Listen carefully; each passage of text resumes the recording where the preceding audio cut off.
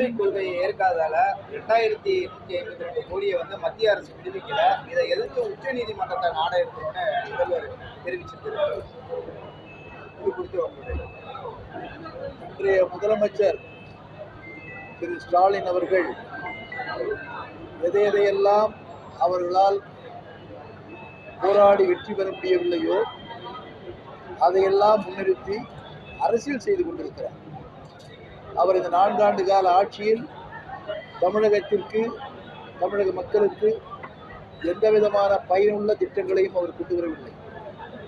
அப்படி கொண்டு வராதோடு மட்டுமல்லாமல் சட்டம் ஒழுங்கு மிகப்பெரிய அளவிலே பாதிக்கப்பட்டிருக்கின்ற காரணத்தினால் மக்களும் அமைதியாக வாழ முடியாமல் இருக்கின்ற ஒரு சூழ்நிலை இருக்கிறது.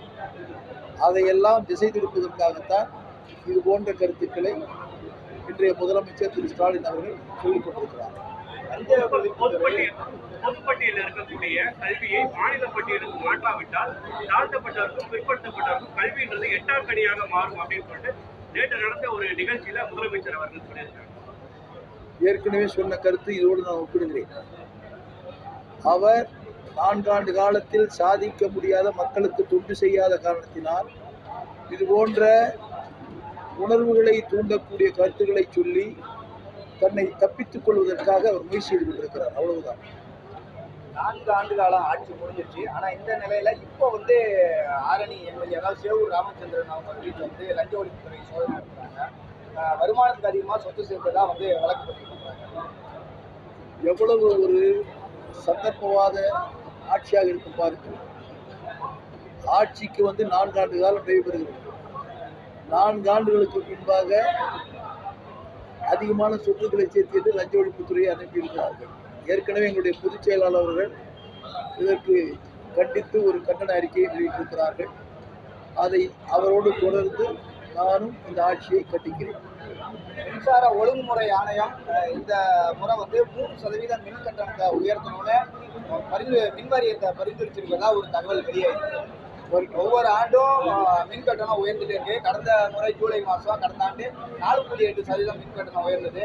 மாதம் மின் கணக்கீடு செய்யப்படும் சொன்னாங்க. ஆனால் ஒவ்வொரு ஆண்டும் மின் கட்டணம் உயர்ந்துட்டே இருக்கு. அவர் கொடுத்த 520 வாக்குறுதிகளில் எந்த வாக்குறுதியுமே முழுமையாக நிறைவேற்றவில்லை.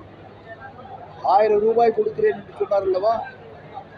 அவர் தேர்தல் முடிந்தவுடனேயே அனைத்து குடும்ப உறுப்பினர் தலைமை பொறுப்பில் இருக்கின்ற அந்த சகோதரிகளுக்கு 1000 ரூபாய் அனைத்து குடும்பங்களுக்கும் வழங்கும் என்றுதான் தேர்தல் அறிக்கையை சொன்னார். அப்படி கொடுப்பதை 2 ஆண்டுகள் கழித்து, 3 ஆண்டுகளை கழித்து தான் கொடுத்தார். அப்படி கொடுத்தது கூட பல்வேறு காரண காரியங்களை சொல்லி சுருக்கிவிட்டார். இப்படி கொடுத்த 520 வாக்குறுதிகளில் எதையுமே நிறைவேற்ற முடியாமல் தத்தளித்துக் கொண்டிருக்கின்ற ஒரு முதலமைச்சர் தான் இன்றைய முதலமைச்சர். அதிலே தன்னை காப்பாற்றிக் கொள்வதற்கும் மீண்டும் வெற்றி பெற வேண்டும் என்பதற்காக தேவையில்லாத கருத்துக்களை எல்லாம் முன்னிறுத்தி மக்களை ஏமாற்ற முயற்சி செய்திருக்கிறார். மக்கள் நிச்சயமாக ஏமாற மாட்டார்கள். அதற்கு இதுவே எடுத்துக்காட்டு. கிட்டத்தட்ட 1500 திராவிட முன்னேற்ற கழகத்தில் இருந்தவர்கள் இன்று விலகி அண்ணா திராவிட முன்னேற்ற கழகத்தில் இணைந்திருக்கிறார்கள் என்று சொன்னால் அவர்களுடைய ஆட்சியும் அவருடைய நடவடிக்கையும் பிடிக்காமல் தான் வந்திருக்கிறார்கள்.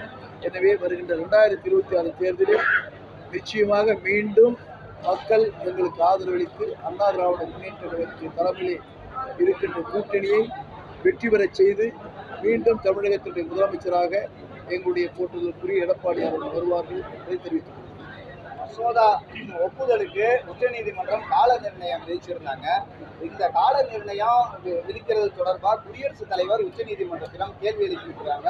உச்சநீதிமன்றமும் குடியரசுத் தலைவரும் இன்வால்வா இருக்கக்கூடிய இந்த விஷயத்துல முதல்வர் ஸ்டாலின் 8 மாநில முதல்வர்களுக்கு கடிதம் எழுதியிருக்கிறாங்க. மாநில சுயாட்சியை பாதுகாக்கும் அப்படிங்கிற மாதிரி.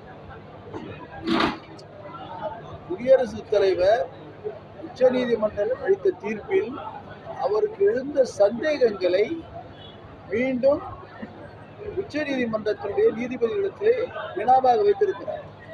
அந்த வினாவிற்கு அவர்கள் என்ன பதில் சொல்லுகிறார்கள் என்பதை எதிர்பார்க்காமலேயே இதிலும் அரசியல் செய்ய அவர் ஆசைப்படுகிறார் திரு ஸ்டாலின் அவர்கள். நிச்சயமாக அவர் ஏமாறுவார் என்பதை தெரிவித்தார்.